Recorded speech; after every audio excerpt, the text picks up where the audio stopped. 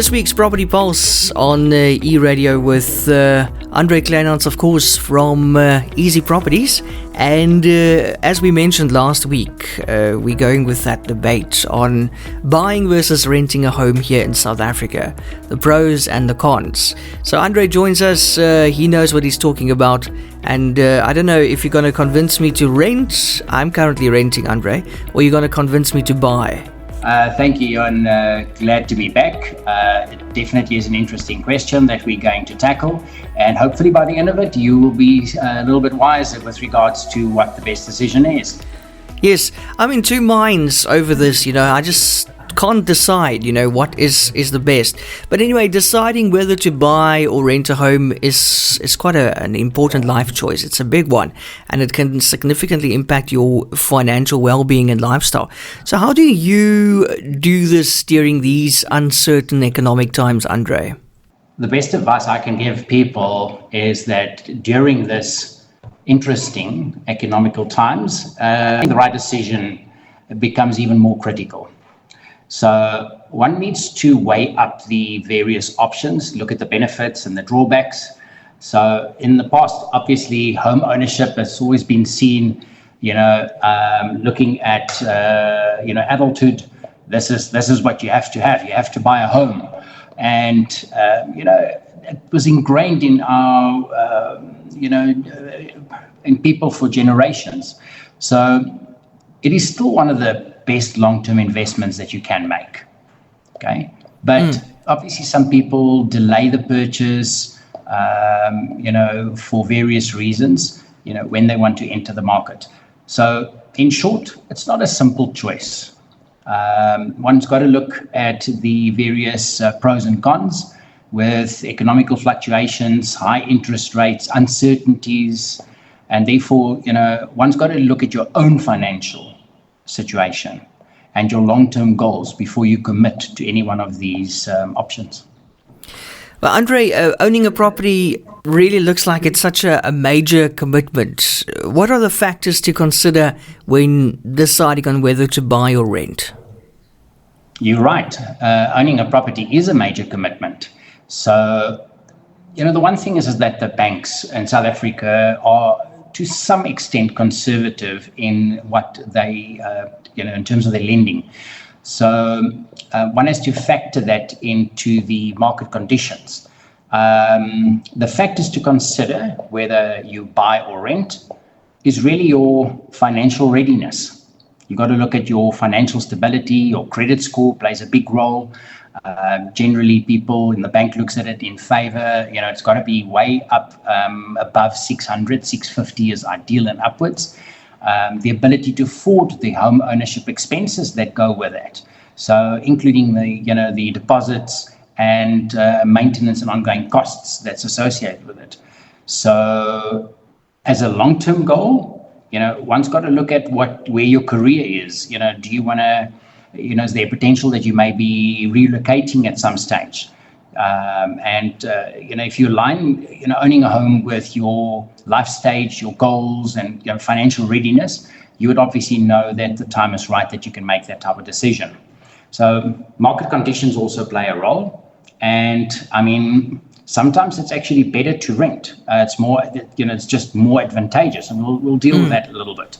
But you got to bear in mind when the market is down, you can also find good deals. So you may find a property that is way below market value and is essentially an excellent buy in comparison to renting. So these factors on home ownership that must be considered. It comes with property taxes, insurance, maintenance, and if you buy in a complex, obviously levies and so forth. That is, for the additional services rendered. So, lastly, one's got to weigh up the opportunity costs. So, if your funds are tied down. If you think about it, when you purchase a property for the next 20 years, your funds are tied down, and you've got the ongoing home ownership expenses. Some of this could be used for other investments or other financial goals, starting a business, if you were renting. So, Andre, home ownership is obviously a long-term investment. It is, however, also not a one-size-fits-all solution. So, what are the pros and cons of owning versus renting a home? And I can't wait for your answer. You are indeed correct. So, it shouldn't be solely just based on ownership, but rather a situation where you are finding the best housing solution for your circumstances, as I mentioned earlier, and your well-being and quality of life. But if we were looking at the pros and cons versus the owning or renting a home, it'll be a little bit of a lengthy answer, but here we go. So let's first look at the advantages of ownership. So you're building equity. I mean, it's one of the significant advantages of home ownership is that on a balance sheet, the banks look at it, everyone can see that there is an asset and you are building equity. Right, so that is a good thing. So over time, this equity can serve you as a potential source of wealth. Stability and freedom. Owning a home provides you that stability and freedom to personalize, modify your property to your needs. So you can control your living space and make long-term plans about, what it is that you want to do with that particular property, which you don't have necessarily with a rental. So with home ownership, it also comes with various tax advantages, such as deducting the interest and property taxes from a taxable income. If you work from home and those type of things, it does have that type of benefit. So these can actually, to some extent, reduce your overall tax liability. So let's look at the disadvantages of ownership. The initial cost is high. So it takes significant upfront investment, putting down a deposit, paying for the transfer fees, potential home inspections, and all that is associated with the actual purchase of the property. Then, speaking about ongoing expenses, you will be responsible for all the maintenance and repair costs, the upkeep, and these are unpredictable. So it can very easily be quite a burden if you had bought that proverbial lemon. Then the last disadvantage I'm going to touch on is the market risk. So one's got to understand. I have a saying that I often talk about, and I say, when do you make money on a property, when you buy or sell? And the answer is you actually make money when you buy, because like shares, if you buy low and sell high, you make money. But if you are buying in 2006, 7, 2005, between, I spoke about the seller's market the other day, people overpaid for properties. And more often than not, you would find that over time, they can literally just get the same for the property than what they've paid for it. Especially, some investment properties that was bought over, like DSTV had a whole channel and you could purchase developments and things like that. We've had clients that's never even seen the properties that they've bought. Sure. So there's no guarantee that property will appreciate. So those are the market risks that one needs to take into consideration. Then let's look at the advantages of renting. That offers you flexibility, obviously, in compared to buying. You have freedom to move. You can move with very little issue because if you have to sell a property and you need to be in the market as we have now, it could take substantially longer. And, it can take anything from 3 to 6 months to sell your home. Okay. So for those that find that they need to relocate often, obviously renting has a big advantage for them there. So we also spoke about, costs to some extent, but, so on rentals, you have a lower upfront cost. You don't have that deposit and all those type of things. I mean, you have a deposit, but not as high. So you just need to provide for a security deposit and the first month's rent. So when you look at those type of things, it is there's far less costs, which makes it a lot more attractive for people to rent. Then you're also limiting your financial risk because you are not directly exposed to the decline in the property market, and you're not responsible for maintenance and upkeep and all those type of things to some extent. So, there are definitely advantages of renting. The flip side of the coin, let's quickly look at the disadvantages. So we mentioned earlier that you're building equity when you own. So unfortunately, when you rent, that does not provide you the opportunity, to build that type of equity or to own a valuable asset. So that's a big negative. Rent increases can obviously sometimes, be quite excessive. If you have a landlord that is escalating at 10% per annum, normally rentals start at a rate lower than what you would pay on your bond. But over time, within a year or two, you would have to actually look at moving purely because of a financial impact, because of the fact that it actually escalates, and it makes it harder to budget for those type of expenses. Then I mentioned earlier the control that you've got over your living space. Now, when you're renting, that changes substantially because you can't make big changes and renovations and things like that as easily. You need to get permission or ask the landlord, to make those type of changes. And more often than not, they will do it, but then they will increase the rent because it adds additional value. So, I think that basically touches the pros and cons. Yeah, well covered, Andre. Thank you. And then, you mentioned costs. Can we talk about those costs when you make a decision to buy or rent? Absolutely. They are, as I've mentioned, we look at, and I'm really going to delve between the two in terms of some of the areas that I've already touched on. So let's look at upfront costs. So we mentioned earlier that if you are buying, obviously then a deposit, is more often than not, it assists you in getting a better interest rate, as well as the fact that it makes it easier to obtain finance. But you've got transfer duties to look at, conveyancing fees, bank fees, estate agent fees, and property registration fees, bank initiation fees, and all those type of things. Whereas on the renting side, you only have you have to advance a deposit of 1 month's rent, plus the first month's rent, which is normal. So that covers you for any possible damage during the lease, and you get it back when obviously the lease ends. So the difference is on the buying side, those are once-off payments in your long-term investment. So even if we look then at monthly payments, so your rent is subject to increase every 12 months. I mentioned that at 10%.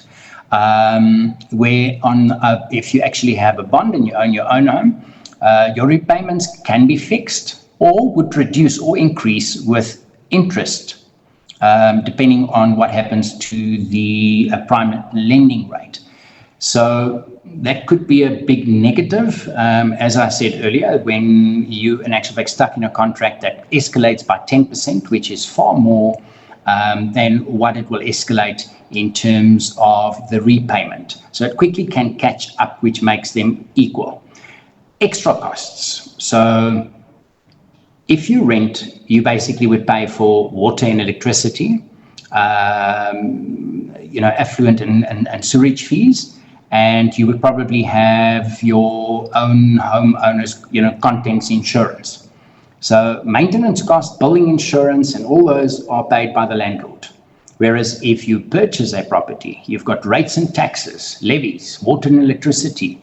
You've got the home contents insurance, building insurance, levies, home loan protection plan that often needs to be taken by some people because they don't have sufficient life cover, etc. And then there's all the maintenance costs that is associated with the ownership. So quite a difference between the two. And I think it's important that people understand that you've got to look at your own financial situation and where you are at that particular point in time to make the right decision that works best for you. Okay, and I'm curious, Andre, you get all these young couples, young professionals. How do they approach the market today in terms of buying or renting? That is a very good question.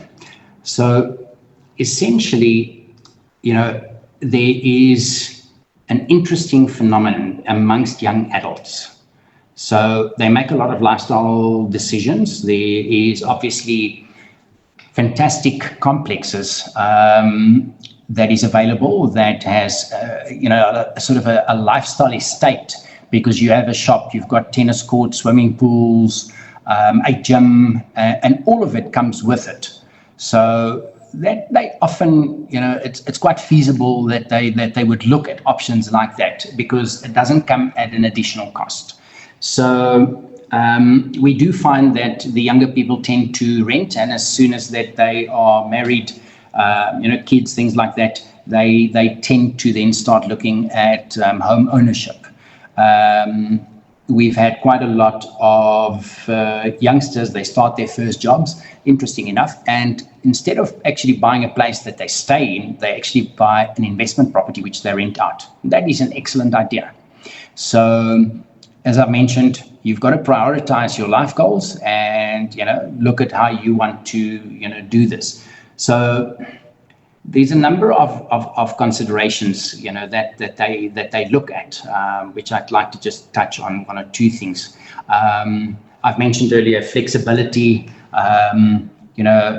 There's when you rent, obviously there is unparalleled flexibility in owning that home. So they change jobs. So renting is a perfect fit for them, and that allows them to adapt quickly to changes in their professional lives.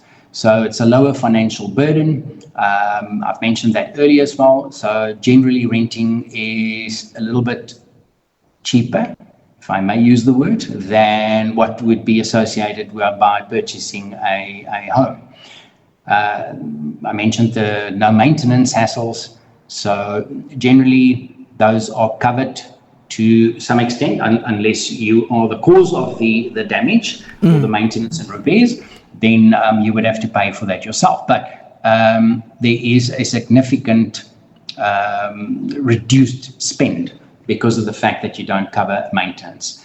Then, I mentioned about the amenities, that where there's gyms, pools, community centers, etc. During times of economic uncertainty, which we're going through at the moment, people are not sure about their jobs. And a lot of people are cautious about making long-term financial commitments. So that is where we see that the rental market is very busy, and where people may actually make decisions rather renting than buying a home. We often also see people that move out of certain areas, and they would move into an area where, years ago, you would actually immediately buy a property. Now they are cautious. They would rather consider renting for a year, getting to know the area, and then making the decision based, on the knowledge that they have acquired before they then purchase a property. So, I think that sort of covers what we're finding with young professionals. Okay, very interesting. And then, Andre, what about rent-to-own properties? Do you get something like that? You do. That is a very interesting area because of the fact that it is often not, people hear about it, but they don't understand how it gets structured. So I also think that gives you sort of a complete middle ground. Now, this is not an option that is always available because of the fact that the landlord literally would mean, that he would have to cover when you do a deed of sale, an agreement where they then pay the owner instead of bank. So rent-to-own options is popular. We've seen it in some areas where it's sort of has taken off. But so part of that rent obviously goes towards the purchase price, okay, which helps you. But then within a certain period in time, you need to finance it. So we can do a deed of sale that basically allows you to pay the property over a period of time. We've had many of these contracts where people then they would rather pay, instead of 20,000 Rand a month for 20 years, they would save substantially and reducing the interest portion by then actually making a decision to pay, say, 50,000 Rand a month over a 5-year period, where they then pay the property, off. But that is not always possible, because it means that the landlord, if you don't qualify and you want to actually buy another property and you don't qualify for 2 bonds or 2 properties in your name, then if they are bond free, that's fine. But otherwise, they will have the problem that they cannot even consider such an option. So they are not always readily available, but there is a great benefit, because it basically locks in a future purchase price, time to improve your credit score, and such. So we do see them from time to time, but not as regular as one would have liked, because I think they do create a great opportunity. And now, finally, Andre, in your opinion, as our conclusion, which option do you think is better, renting or owning? I knew you were going to put me on the spot. Yeah.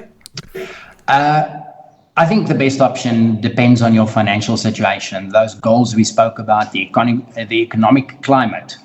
To summarize again, renting offers you the flexibility, it builds equity, and you basically have less upfront costs. So my advice would be is to actually make an informed decision. You need to consider all the factors, including maintenance and responsibilities, market conditions, and your own financial stability. Now, I know that I'm sitting on the fence.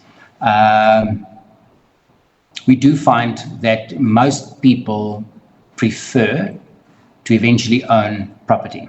I know there's exercises and calculations that one can do that will prove mathematically that, if you purchase a property and there's probably a decline, if you had taken money that you would have paid and you basically save the balance over what you pay in a rent, in 15 odd years, you can buy such a property cash. Yes, in a perfect world.